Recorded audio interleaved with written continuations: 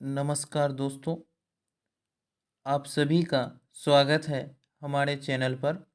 आज हम SSC GD 2026 के लिए बहुत ही महत्वपूर्ण हिंदी के प्रश्न करने वाले हैं जो एग्ज़ाम में बार बार पूछे जाते हैं। तो चलिए बिना देरी किए शुरू करते हैं आज का पहला प्रश्न। तो आज का पहला प्रश्न है साथियों कि बचपन शब्द किस संज्ञा का उदाहरण है? द्रव्यवाचक संज्ञा, समूहवाचक संज्ञा, भाववाचक संज्ञा या जातिवाचक संज्ञा। तो इसका सही उत्तर होगा बचपन शब्द जो है वह भाववाचक संज्ञा है। जैसे बचपन, बूढ़ापा, ये शब्द जो हैं ये भाववाचक संज्ञा हैं। साथियों, संज्ञा के 5 भेद हैं: जातिवाचक संज्ञा, भाववाचक संज्ञा, समूहवाचक संज्ञा, द्रव्यवाचक संज्ञा और व्यक्तिवाचक संज्ञा। अगला प्रश्न है प्रश्न नंबर 2। प्रश्न नंबर 2 कह रहा है निम्नलिखित में से कौन देशज शब्द है? फटाफट, अंगूठा, साइकिल, सुंदर। तो इस प्रश्न का सही उत्तर है कि फटाफट शब्द जो है वह देशज शब्द है।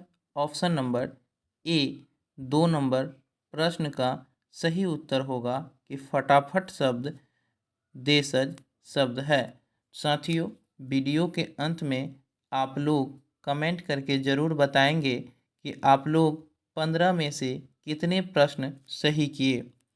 अगला प्रश्न है प्रश्न नंबर 3। प्रश्न नंबर 3 है नीलगाय में कौन सा समास है? अव्ययी भाव समास, तत्पुरुष समास, कर्मधारय समास या द्वंद्व समास। तो साथियों, 3 नंबर प्रश्न का सही उत्तर है कि नीलगाय में कर्मधारय समास है। ऑप्शन नंबर सी 3 नंबर प्रश्न का सही उत्तर है कि नीलगाय में कर्मधारय समास है। प्रश्न नंबर 4 कह रहा है द्विगु समास का उदाहरण है नवग्रह, यथाशक्ति, माता पिता, पीताम्बर। तो साथियों, 4 नंबर प्रश्न का सही उत्तर है कि द्विगु समास का उदाहरण माता पिता है। जिस शब्द का दोनों पद प्रधान हो उसे द्विगु समास कहते हैं। जैसे भात दाल, लोटा डोरी, ये सभी द्विगु समास हैं।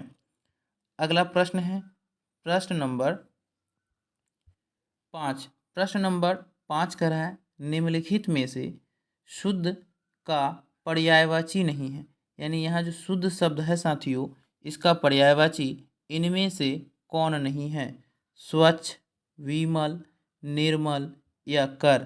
तो इसका सही उत्तर है कर। साथियों, शुद्ध का पर्यायवाची शब्द स्वच्छ भी है, विमल भी है और निर्मल भी है। इसलिए 5 नंबर प्रश्न का सही उत्तर ऑप्शन नंबर डी होगा। अगला प्रश्न है प्रश्न नंबर 6। प्रश्न नंबर 6 आपसे पूछ रहा है शुद्ध वाक्य का चयन कीजिए।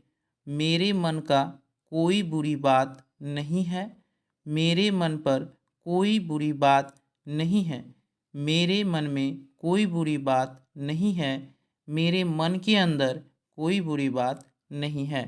तो इस प्रश्न का सही उत्तर होगा, इनमें से जो है सही उत्तर है कि मेरे मन में कोई बुरी बात नहीं है। ऑप्शन नंबर सी 6 नंबर प्रश्न का सही उत्तर है। अगला प्रश्न है प्रश्न नंबर 7। प्रश्न नंबर 7 कह रहा है कान में तेल डालने मुहावरा का सही अर्थ क्या है?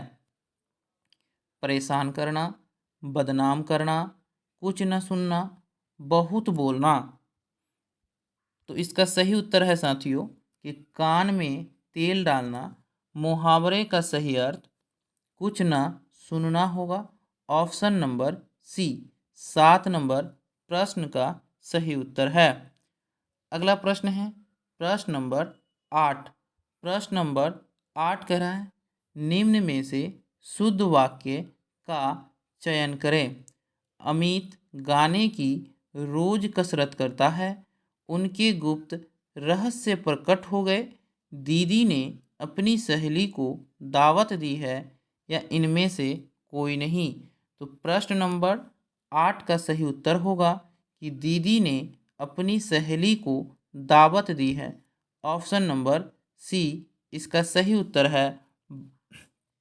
चलते हैं प्रश्न नंबर 9 की ओर। प्रश्न नंबर 9 कह रहा है, जिसकी उपमा ना हो के लिए एक शब्द है। अकथ, अनुपम, अपार या इनमें से कोई नहीं। तो साथियों, इस प्रश्न का सही उत्तर होगा कि जिसकी उपमा ना हो उसके लिए एक शब्द अनुपम होगा। ऑप्शन नंबर बी 9 नंबर प्रश्न का सही उत्तर है। चलते हैं प्रश्न नंबर 10 की ओर। प्रश्न नंबर 10 कह रहा है, निम्नलिखित में से भाववाचक संज्ञा कौन है? शहर, देश, मिठास या दुकान। तो इसका सही उत्तर है कि यहाँ भाववाचक संज्ञा मिठास है। ऑप्शन नंबर सी 10 नंबर प्रश्न का सही उत्तर है। प्रश्न नंबर 11 कह रहा है, जो पढ़ेगा वह सफल होगा। इस वाक्य में जो कैसा सर्वनाम है? प्रश्नवाचक, संबंधवाचक, निजवाचक या निश्चयवाचक। तो साथियों, 11 नंबर प्रश्न का सही उत्तर है कि जो पढ़ेगा वह सफल होगा। इस वाक्य में जो है वह संबंधवाचक सर्वनाम है। प्रश्न नंबर 11 का सही उत्तर ऑप्शन नंबर बी। अगला प्रश्न है प्रश्न नंबर 12। प्रश्न नंबर 12 कह रहा है, यथाशक्ति में कौन सा समास है? बहुव्रीहि, तत्पुरुष, अव्ययी भाव या द्वंद्व समास। तो साथियों, यथाशक्ति शब्द में जो है कौन सा समास है यहाँ आपसे पूछ रहा है, तो इसका सही उत्तर होगा अव्ययी भाव समास। ऑप्शन नंबर सी 12 नंबर प्रश्न का सही उत्तर है। चलते हैं प्रश्न नंबर 13 की ओर। प्रश्न नंबर 13 कह रहा है, राम ने फल खाया, इसमें कर्ता कौन है? तो इसका सही उत्तर होगा राम।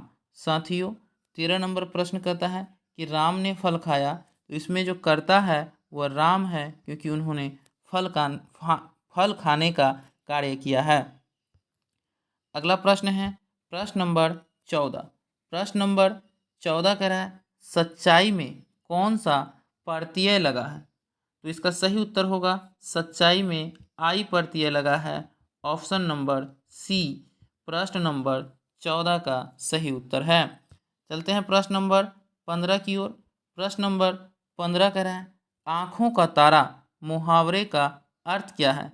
आँख में दर्द, बहुत प्रिय या रोना या देखना। तो साथियों, आँखों का तारा मुहावरे का अर्थ जो है वह बहुत प्रिय है।